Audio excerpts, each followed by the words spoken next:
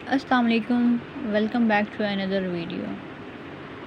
आज का हमारा टॉपिक है जेनेटिकली इंजीनियर्ड मॉडिफाइड ऑर्गेनिजम्स, या जिसको शॉर्ट फॉर्म में जेम्स कहा जाता है।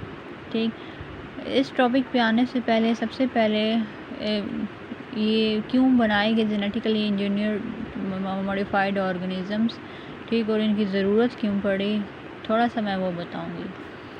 अब इन्वायरमेंट में ये होता है कि different types of contaminants present होते हैं। ठीक, अब जैसे प्लास्टिक है, प्लास्टिक इटसेल्फ तो उसका ब्रेक डाउन नहीं होता ना, और वो इन्वायरमेंट में हम उसको ऐसे छोड़ भी नहीं सकते। उसका जो बायोडिग्रेडेशन होती है या उसका ब्रेक डाउन होता है वो बहुत ज़रूरी होता है। इसी तरह प्लास्टिक की एग्जांपल है, और इस तरह ऑर्गेनिक एंड इनऑर्गेनिक वेस्ट या कंटेमिनेंट्स होते हैं वो इन्वायरमेंट में होते हैं। अब वो नेचुरली तो उनकी बायोडिग्रेडेशन बहुत स्लो होती है, अगर हो भी तो ठीक, और आर्टिफिशियल मेथड्स उनसे हैं, उनसे हो तो सकता है, लेकिन वो काफ़ी टाइम टेकिंग होता है और उस तरह काफ़ी फिर उसके डिसएडवांटेज होते हैं।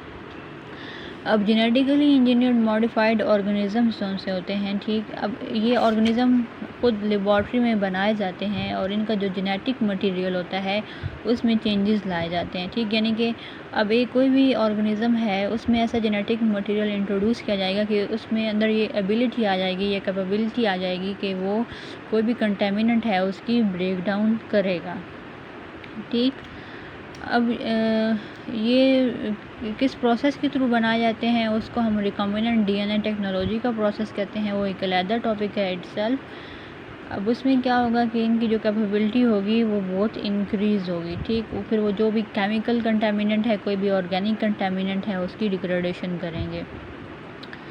और आजकल काफ़ी ज़्यादा प्रोसीजर्स आए हुए हैं मॉलिक्यूलर बायोलॉजी के थ्रू जो हेल्प करते हैं कि हम जो हमारा इकोलॉजिकल स्टेटस है उसको मेंटेन करें, अपना इन्वायरमेंट है उसको क्लीन रखें। अब इसी जो टेक्नोलॉजी है इसमें प्लाज्मिड्स को यूज़ किया जाता है। ठीक, प्लाज्मिड क्या है? प्लाज्मिड हमारे पास जो एक्स्ट्रा क्रोमोसोमल डीएनए होता है। ठीक, यानी कि एक कोई भी बैक्टीरिया है उसके पास उसका अपना जो जेनेटिक मटेरियल यानी कि डीएनए है वो प्रेजेंट है, लेकिन उसके साथ साथ उसके पास क्या होगा? प्लाज्मिड भी अगर किसी में प्रेजेंट होगा। प्लाज्मिड जो हैं वो इंडिपेंडेंटली रेप्लिकेट कर सकते हैं, मतलब उनको ज़रूरत नहीं पड़ती कि बैक्टीरिया का अगर डीएनए रेप्लिकेट करेगा तो प्लाज्मिड भी करेंगे। प्लाज्मिड देमसेल्व्स जो हैं वो रेप्लिकेट करते होते हैं। अब अगर हर कंपाउंड की जो ब्रेकडाउन होगी या डिग्रेडेशन होगी उसके लिए एक अलग से प्लाज्मिड जो है वो चाहिए होगा। और कुछ उसमें से जो कैटेगरीज़ हैं प्लाज्मिड्स की ये यहाँ पे मेंशन है। ये ओसीटी प्लाज्मिड है। अब ये जो है ये डिग्रेड करता है ऑक्टेन को। इसी तरह ये XYL प्लाज्मिड है, ये उसको ज़ाइलिन को ब्रेक डाउन करेगा। ये कैम प्लाज्मिड है, ये क्या करेगा? कैम्फर की डिग्रेडेशन करेगा। ठीक, और इसमें फिर एक आता है NaH प्लाज्मिड आता है जो डिग्रेड करता है नेप्थलीन को।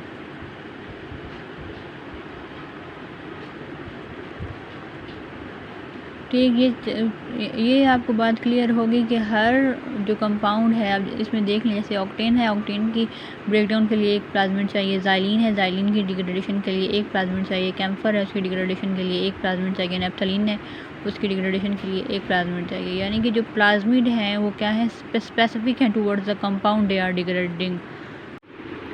अब अगर बात की जाए जो जेम्स हैं इनकी हिस्ट्री की, यानी कि इनमें क्या एडवांसमेंट हुई और ये कैसे बने, तो इसमें दो जो मेन इवेंट्स हैं वो इम्पोर्टेंट कंसीडर किए जाते हैं। एक 1981 और 1970। 1981 में क्या हुआ था कि जो दो जेनेटिकली मॉडिफाइड स्ट्रेंस हैं एक बैक्टीरिया के, ठीक, वो बैक्टीरिया है सूडोमोनास, तो सूडोमोनास एरिजिनोसा और सूडोमोनास प्यूटिदा। ये दो जो स्ट्रेंस हैं इनके जेनेटिकली मॉडिफाइड स्ट्रेंस, उनको आइडेंटिफाई किया गया था कि इनमें ये एबिलिटी होती है कि वो ब्रेक डाउन कर सकते हैं कंटेमिनेंट्स को। ठीक, कौन कौन से कंटेमिनेंट्स को ये ब्रेक डाउन कर सकते हैं? नेप्थलीन हो गया, सैलिसाइक्लेट हो गया एंड कैम्फर हो गया। ठीक, उसकी डिग्रेडेशन के लिए हम ये दो स्ट्रेंस बने थे उनको यूज़ कर सकते हैं। अब अगर आए बात की जाए 1970 की, तो 1970 में ये हुआ था कि जेनेटिकली इंजीनियर्ड सुपर बग्स को आइडेंटिफाई किया गया था। ठीक, अब सुपर बग्स में क्या होता है कि ये एबिलिटी होती है कि वो अपना जो उनका प्लाज्मिड होता है उसको ट्रांसफ़र कर सकते हैं, ठीक। और फिर उस प्लाज्मिड की वजह से क्या होता है कि जो टॉक्सिक कंपाउंड्स होंगे जैसे ऑक्टेन, ज़ाइलिन, टोलिन, कैम्फर, उन सारों की ब्रेक डाउन होती है। और साथ साथ फिर ये होता है कि ये जो जैम्स होते हैं इनकी ये एबिलिटी होती है कि ये जीनोबायोटिक कंपाउंड्स को ब्रेक डाउन कर सकते हैं, ठीक। अब जीनोबायोटिक कंपाउंड्स कौन से होते हैं? ये मैन मेड कंपाउंड्स होते हैं जो इंसानों ने खुद बनाए हैं नेचुरली, ये हमारे पास प्रेजेंट नहीं थे। नो द क्वेश्चन अराइजेस कि how basically this gems are design, ठीक है। उनको डिज़ाइन कैसे किया जाता है? अब इनको डिज़ाइन ऐसे किया जाता है कि सबसे पहले देखा जाता है कि जो माइक्रो ऑर्गेनिज़म है और जो ये जीनोबायोटिक है या जिस कंपाउंड को भी हम ब्रेक डाउन करना चाह रहे हैं या उसको ख़त्म करना चाह रहे हैं, उनके दरमियान जो इंटरेक्शन होता है वो किस तरह होता है, ठीक। उस इंफॉर्मेशन की बेसिस पे इनको डिज़ाइन किया जाता है। फिर दूसरी जो होती है उनकी जेनेटिक बेसिस देखी जाती है, ठीक है। उनका इंटरेक्शन की जेनेटिक बेसिस मतलब उनकी जीन्स क्या कह रही हैं। फिर बायोकेमिकल मैकेनिज़म्स को देखा जाता है, यानी कि जो उन कंपाउंड्स का जो मैकेनिज़्म है और जो माइक्रो ऑर्गेनिज़म है उसका जो मैकेनिज़्म है वो क्या है। क्या उस जो माइक्रो ऑर्गेनिज़म हमने यूज़ करना है या जिसको हमने जेनेटिकली मॉडिफाइड करना है उसमें ये एबिलिटी है भी या नहीं कि वो जो कंटेमिनेंट है उसको डिग्रेड करेगा। या फिर ओपेरॉन स्ट्रक्चर को देखा जाता है। ओपेरॉन जो होता है ये हमारे पास इम्पोर्टेंट होता है किसी भी मैकेनिज़्म की रेगुलेशन के लिए, और ख़ास तौर पर ये बैक्टीरिया में बहुत ही इम्पोर्टेंट है, ठीक। तो ओपेरॉन का स्ट्रक्चर देखा जाता है। या फिर इकोलॉजिकल जो एप्लीकेशंस होती हैं उनको देखा जाता है कि हम इनके थ्रू डिग्रेड कर सकते हैं या नहीं कर सकते। नो हमारा जो फोर्थ इसमें सब टॉपिक है वो है क्राइटेरिया, ठीक है। कि कौन सा क्राइटेरिया है जिसको मद्देनज़र रख के जो जेम्स हैं, ये जेनेटिकली इंजीनियर्ड मॉडिफाइड ऑर्गेनिजम्स हैं, उनको बनाया जाता है, ठीक। तो यहाँ पर 3 मेन क्राइटेरिया है जिसको देखा जाता है कि कोई भी ऑर्गेनिज़म देखें जब हम सिलेक्ट करते हैं ना इसके लिए, तो अब जब उसको इस पूरे प्रोसेस के बाद उसमें जो उसकी पहले से एबिलिटी होती है वो इंक्रीज़ कर जाती है, ठीक। तो इस सारे प्रोसेस पे बहुत ज़्यादा कॉस्ट भी लगती है, तो इसलिए ये प्रोसेस शुरू करने से पहले ही क्राइटेरिया एक बना दिया गया है कि पहले वो माइक्रो ऑर्गेनिज़म उसको देख लें कि वो उस क्राइटेरिया पे पूरा उतर भी रहा है या नहीं उतर रहा।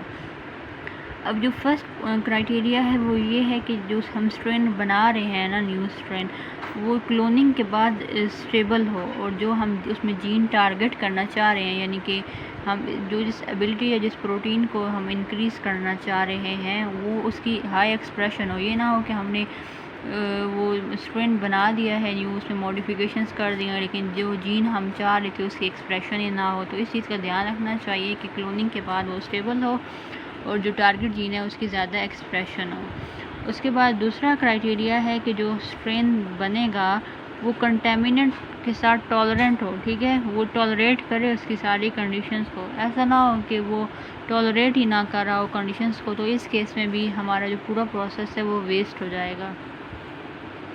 और फिर कुछ ऐसा हमारे पास माइक्रोबियल स्ट्रेन्स होते हैं जो सिर्फ सरवाइव करते हैं only in specific plant rhizosphere में, ठीक। तो फिर हम जो राइजोस्फीयर में जो सरवाइव करेंगे ना, तो हम उसके लिए वही लेंगे, ठीक। हम वो वाले माइक्रोब्स जो हैं वो किसी और पार्ट के लिए यूज़ नहीं करेंगे। ये थे 3 क्राइटेरिया, एक कि वो स्टेबल हो आफ्टर क्लोनिंग, दूसरा कि वो सेंसिटिव हो, सेंसिटिव ना हो, टॉलरेंट हो टू द कंटेमिनेंट, और तीसरा ये है कि जो माइक्रोबियल जो स्ट्रेन्स होते हैं जो स्पेसिफिक हों जिस पार्ट के लिए, उन्हीं को ही यूज़ किया जाए। फिफ्थ हमारा जो पॉइंट है डिस्कशन का वो है कि अप्रोच कौन सी अप्रोच को यूज़ किया जाता है जब हम कोई भी जेनेटिकली इंजीनियर्ड मॉडिफाइड ऑर्गेनिज़म बना रहे होंगे, ठीक। डिफरेंट अप्रोचेज़ हैं, लेकिन यहाँ पे हम जो मेन हैं 4 अप्रोचेज़ उनको डिस्कस करेंगे। अब इसमें जो सबसे पहले आती है वो ये है कि हम देखें कि प्रॉपर्ली हम वो ऑर्गेनिज़म जो है आइडेंटिफाई कर लें जिसको हम यूज़ करेंगे, जिसमें हम मॉडिफिकेशन जो सी हैं वो लेके आएंगे। अब आइडेंटिफिकेशन में क्या आता है कि हम उसकी सर्वाइवल कंडीशंस देख लें, ठीक। सर्वाइवल कंडीशन में उसका हम टेम्परेचर देख लें, वो किस टेम्परेचर में सर्वाइव करता है, उसका पीएच देख लें, उसकी न्यूट्रिएंट कंडीशंस जो हैं वो देख लें, ठीक। यानी कि उसकी सारी जो कंडीशंस हैं उनको हम ऑब्ज़र्व कर लें। ठीक, तो जो सूटेबल होगा मॉडिफिकेशन के लिए हम वो ऑर्गेनिज़म यूज़ करेंगे, जो सूटेबल नहीं होगा वो हम यूज़ नहीं करेंगे। दूसरा ये है कि हम ये देखें कि जो ऑर्गेनिज़म हम सेलेक्ट कर रहे हैं उसकी कैटाबॉलिक पाथवे जो है वो किस तरह की है, उसका हम रेगुलेशन देख लेंगे, उसकी रेगुलेशन किस तरह होती है, और जो कैटाबॉलिक पाथवे है उसमें हम इम्प्रूवमेंट्स थोड़ी सी लेके आएँ ताकि जो हमारा पर्पस है कि जो कंटेमिनेंट्स हैं उनकी डिग्रेडेशन करनी है, ब्रेक डाउन करना है, वो पूरी तरह से मुकम्मल हो सके। जो थर्ड अप्रोच है वो ये है कि एंजाइम्स को हम मॉडिफाई करें। ठीक, जो भी एंजाइम्स रिक्वायर होंगे उस और माइक्रो ऑर्गेनिज़म के लिए या ऑर्गेनिज़म के लिए जिसको हमने मॉडिफाई करना है, उसके एंजाइम्स की जो स्पेसिफिसिटी होगी और जो अफिनिटी होगी उसको हम मॉडिफाई करें, उसको हम इन्हेंस करें। इस पर्पस के लिए जो जीन क्लस्टर होते हैं उनको यूज़ किया जाता है। जो एंजाइम की एक्टिविटी होगी ओवरऑल उसको भी चेंज कर देंगे और जो सबस्ट्रेट की स्पेसिफिसिटी होती है उसको भी वो चेंज कर देंगे। फोर्थ जो अप्रोच यूज़ होती है उसमें है प्रॉपर मॉनिटरिंग एंड कंट्रोल। ठीक, यानी कि अब इसमें हम प्रॉपर पूरा जब प्रोसेस हो रहा है उसकी प्रॉपर मॉनिटरिंग करते रहें। ठीक, बायो सेंसर्स हम यूज़ करें, बायो इंडिकेटर्स हम यूज़ करें। अब होता ही है कि जो ज़्यादा सारी जीन्स होंगी उसको हम माइक्रो ऑर्गेनिज़म में इंट्रोड्यूस करवा देंगे, सिर्फ एक जीन नहीं, काफ़ी सारे जीन्स को। ठीक, जो खुद ही क्या करेंगे, जो वो पूरा बायो रेमिडिएशन और डिग्रेडिंग का प्रोसेस है उसको खुद ही एग्ज़ामिन करते रहेंगे और ख़ुद ही अपनी जो कंडीशंस हैं उनको मेंटेन करते रहेंगे। ये था हमारा आज का टॉपिक। इसमें हमने इसकी इंट्रोडक्शन पढ़ा, इसकी हिस्ट्री पढ़ी, इसका क्राइटेरिया पढ़ा और उसकी अप्रोचेस पढ़ी हैं कि इस सारे प्रोसेस को हम यूज़ करके और जो भी कंटामिनेंट्स हमारे पास इन्वायरमेंट में प्रेजेंट होंगे, ठीक, जिनको हम फाइटो रेमेडिएशन के थ्रू भी हम उनको ख़त्म नहीं कर सकते, जिसको हम नॉर्मल दूसरे आर्टिफिशियल वेज के थ्रू भी ख़त्म नहीं कर सकते, तो हम उनको जेम्स का इस्तेमाल करके और उस सारे कंटामिनेंट को ख़त्म कर सकते हैं और अपने इन्वायरमेंट को क्लीन कर सकते हैं। वीडियो एंड तक ज़रूर देखिएगा और अगर आपको मेरी वीडियो पसंद आए तो उसे अपने फ्रेंड्स एंड फैमिली में शेयर कीजिएगा और मेरे चैनल को सब्सक्राइब करें।